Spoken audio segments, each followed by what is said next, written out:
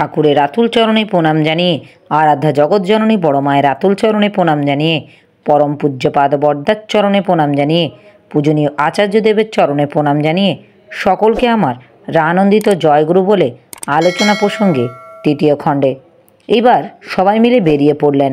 বেলা পড়ে এসেছে, তবে গরমের দিন, তাই এখনও বেশ রোদ আছে। শ্রী ঠাকুর গ্রামের পথ বেয়ে অগ্রসর হলেন। যেতে যেতে দাঁড়িয়ে দাঁড়িয়ে এক একজনের সঙ্গে একটু করে কথা বলে নিচ্ছেন। মাসিমার বাড়ির দরজায় এসে ডাক দিলেন, ভেলকুর মা, কি করো? মাসিমা ও ভেলকুর উভয়েই দরজা খুলে দিয়ে জিজ্ঞাসা করলেন, বসবে?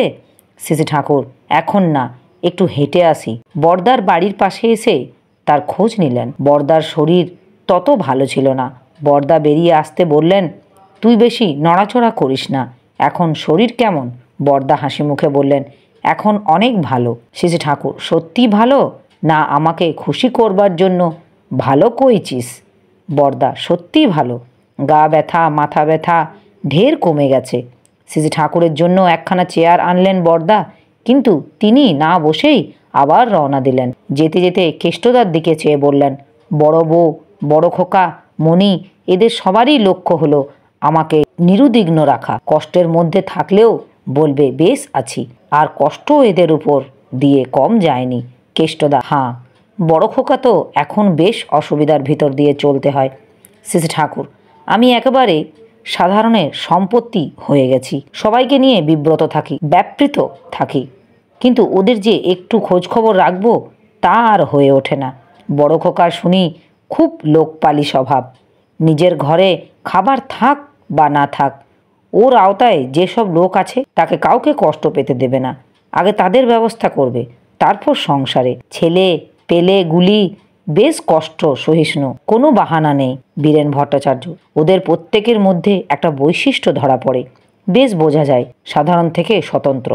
সমবয়সী ছেলেদের উপর অশোকের যে আধিপত্য তা দেখে মনে হয় ও যেন জন্মগতভাবেই নেতা। শ্রী ঠাকুর, তা হওয়াই স্বাভাবিক। শ্রী ঠাকুর হাঁটতে হাঁটতে কেমিক্যাল ওয়ার্কার্সের কাছে আসলেন। কমল ভট্টাচার্য একখানা চেয়ার এনে দিলেন। শ্রী ঠাকুর কেমিক্যালের মাঠে বসলেন। বসে বললেন, বিমল দাও, শুনেছি বাগান করার উপর খুব জোর দিচ্ছে। কেষ্টদা, হাঁ।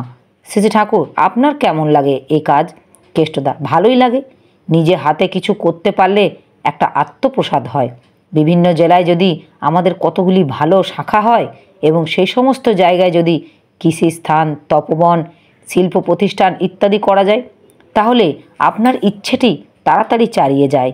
আজকাল কৃষকদের মধ্যে যেসব আন্দোলন হয় তাতে তাদের যোগ্যতা বাড়াতে চেষ্টা করে না, বরং তাদের খেপিয়ে তুলে যতটুকু কর্মক্ষমতা আছে তাও নষ্ট করে ফেলে। শ্রী ঠাকুর, মানুষকে যদি কেবল পরের দোষ দেখাতে শেখানো যায় তাতে কখনো ভালো হয় না। দোষ দেখতে হয় তো সে নিজের।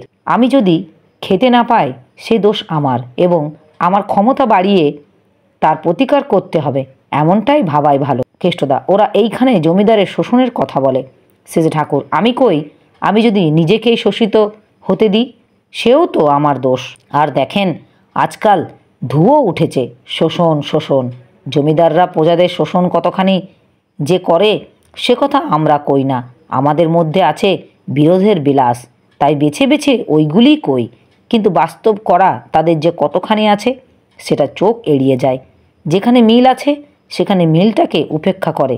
বিরোধের কথা বড় করে বলা আমার ভালো লাগে না, ওতে আপন মানুষকেই পর করে দেওয়া হয়। জমিদারের প্রজার জন্য বুক দিয়ে করা, প্রজার জমিদারের জন্য অপ্রাণ করা, এইসব দৃষ্টান্তও ঘটনার অভাব নেই। আপনারা সেই সব ঘটনা খুঁজে বের করেন, যাতে মিল হয় তাই করেন। প্রত্যেককে প্রত্যেকের বিরুদ্ধে খেপিয়ে কোনো লাভ হবে না, এতে শেষ পর্যন্ত দেখা যাবে সবাই লোকসানের ভাগী হয়ে গেছে, কারোর কেউ নেই। আজকাল আবার হিন্দুদের বিভিন্ন শ্রেণীর মধ্যে ভেদবুদ্ধি জাগানোর খুব চেষ্টা চলছে। বৈশ্য ও তপশিলি জাতির মধ্যে প্রচার করা হয়, বামুন কায়স্তরা তোমাদের ঘৃণা করে, তোমাদের উপর অবিচার করে, তাদের বিরুদ্ধে দাঁড়াতে হবে তোমাদের। কত রকম গরম গরম বক্তৃতা যে দেয় তার কি কোনো ঠিক আছে? এতে তো শ্রদ্ধাপ্রীতি নষ্ট হয়ে সমাজ খান খান হয়ে ভাঙতে বসে, তা আর বোঝে না। ঘৃণা কোথায় দেখলে তাও বুঝি না। খাতির তো কারো নিতান্ত কম ছিল না। বাড়ির চাকর সেও যদি বেশি বয়স্ক হতো তাও তো তাকে দাদা কাকা এরকম কিছু একটা বলে ডাকা লাগতো। মিলিটারি দাদাটির সঙ্গে ছিলেন, তিনি বললেন ঘৃণা ও দুর্ব্যবহার অনেক জায়গায় ছিল এবং এখনও দেখা যায়। শ্রী ঠাকুর, আমার মনে হয় সাধারণত পারিপার্শ্বিক শ্রদ্ধা ও প্রীতির ভাব ছিল প্রবল। এখন প্রচার করে এইটি বোঝানো হয়েছে যে উচ্চতর বর্ণেরা ঘোর অপরাধী, এর ফলে তারাও শক্ত হয়েছে, তাই আগের সম্পর্ক এখন আর নেই। ভুল বা অন্যায় যে কিছু হয়নি আমি সে কথা বলতে পারি না, কিন্তু সেটা বিকৃতি। বর্ণবিধানের উদ্দেশ্য ভুলে যেয়ে তার বিকৃতির দিকটার উপর যদি আমরা জোর দিই তাহলে তো আমরা লাভবান হব না। উক্ত দাদা বামুন যে তার যদি বামুনের মতো চরিত্র না হয় তবে তাকে বৈশ্য বা শূদ্র শ্রদ্ধা করতে যাবে কেন? শ্রী ঠাকুর, প্রকৃত বামুন যে সে কখনো কারো কাছে থেকে শ্রদ্ধা দাবি করে না, তার চরিত্র ততই মানুষের শ্রদ্ধা আকর্ষণ করে। তা আবার শ্রদ্ধাবান যে তার সান্নিধ্যে কিন্তু অশ্রদ্ধাহ ব্যক্তিও শ্রদ্ধা লাভের যোগ্য হয়ে উঠবার প্রেরণা পায়। রাধারমনদা, কথাটা বুঝতে পারলাম না। শ্রী ঠাকুর, ধরো তুমি বাইরে কোথাও গেছো, তুমি আশ্রমের অনেক দিন ধরে আছো, শুনে কেউ যদি তোমার সঙ্গে খুব সশ্রদ্ধ ব্যবহার করে তাহলে তোমারও তখনই বুদ্ধি হবে। আমাকে যখন আশ্রমের লোক বলে এতখানি শ্রদ্ধা করে, আমিও এমনিভাবে চলতে চেষ্টা করব যাতে এদের শ্রদ্ধার সম্মান রাখতে পারি। এরপর শ্রী ঠাকুর একবার তামাক খেলেন। গ্রামের লোক দু একজন যারা ওই পথ দিয়ে যাচ্ছিলেন, শ্রী ঠাকুর তাদের ডেকে কুশল প্রশ্নাদি করলেন। শ্রী ঠাকুর কেষ্টদাকে জিজ্ঞাসা করলেন, চুনিকে চিঠি দিচ্ছেন নাকি? কেষ্টদা, হাঁ। প্রফুল্ল, কেষ্টদার চিঠিগুলি অত্যন্ত উদ্দীপনাপূর্ণ হয়। শ্রী ঠাকুর, তাই তো কেষ্টদাকেই কই সবার কাছে চিঠিপত্র লিখতে। কেষ্টদা, কর্মীরা যে বাইরের থেকে চিঠিপত্র দেয় দেখে বোঝা যায় কাজ সম্বন্ধে কার ধারণা কতখানি আছে এবং কে কতখানি করেছে। অনেকেই চিঠি দেখে মনে হয় করণীয় সম্বন্ধে তাদের ধারণা অস্পষ্ট এবং কাজ যা করেছে তাও এলোমেলো। আবার কেউ কেউ কাজের ভিতর পতন করে ভালো সব দিকেই লক্ষ্য আছে, আর তাদের চিঠি থেকেও সেটা ধরা পড়ে। শ্রী ঠাকুর, কাজটা যার ধান্দা হয়ে না ওঠে, ওই যা ধ্যান জ্ঞান না হয় তার মাথায় খেলে না। গান আছে, ভাবিলে ভাবের উদয় হয়, ওই নিয়ে ভাবা লাগে, সেই অনুযায়ী করা লাগে, আর নিজেদের মধ্যে আলাপ আলোচনা করা লাগে। কাজের পারম্পর্য সম্বন্ধে ধারণা চাই। তেসরা চাষ আগে দিলে হবে না, আর লক্ষ্যে দিয়ে দেওয়ার বার অভ্যাস খুব করতে হয়।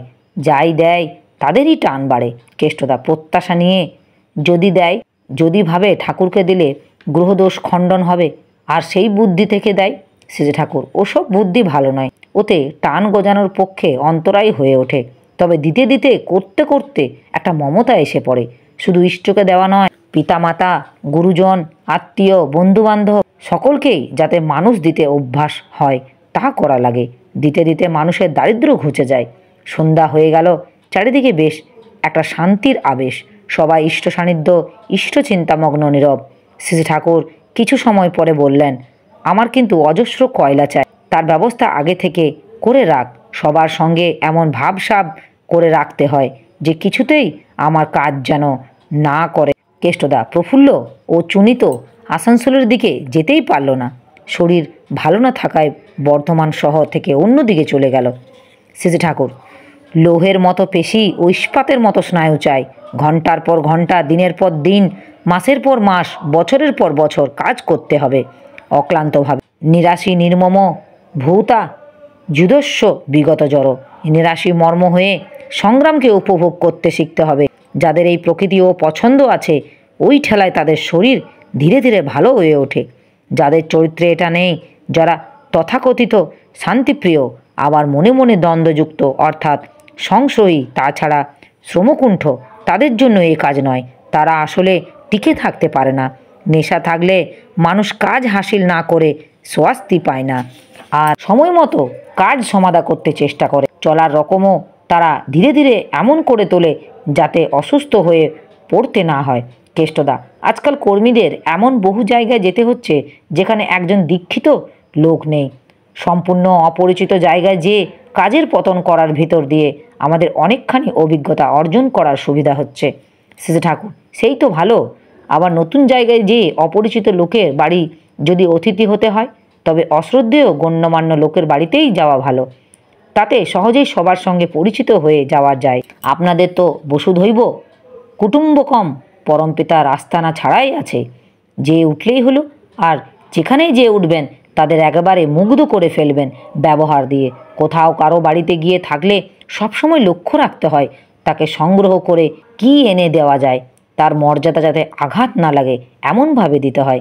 তার বাড়িতে আপনার থাকাটা সব দিক দিয়েই তার লাভের কারণ হয়ে দাঁড়ানো চায়। সে যেন ভার বলে বোধ করার অবকাশ না পায়। আমি যখন কুষ্টিয়ায় যেতাম, যে বাড়িতে গিয়ে থাকতাম, সেখানে লোকে এত জিনিসপত্র নিয়ে আসতো যে রাখবার জায়গা হতো না। আমার এই আলোচনা প্রসঙ্গে কিছু ভুল ত্রুটি হয়ে থাকলে আপনারা আমায় ক্ষমা করবেন। উপস্থিত দাদা, ভাই, বোন, মায়েদের আমার আনন্দিত জয় গুরু।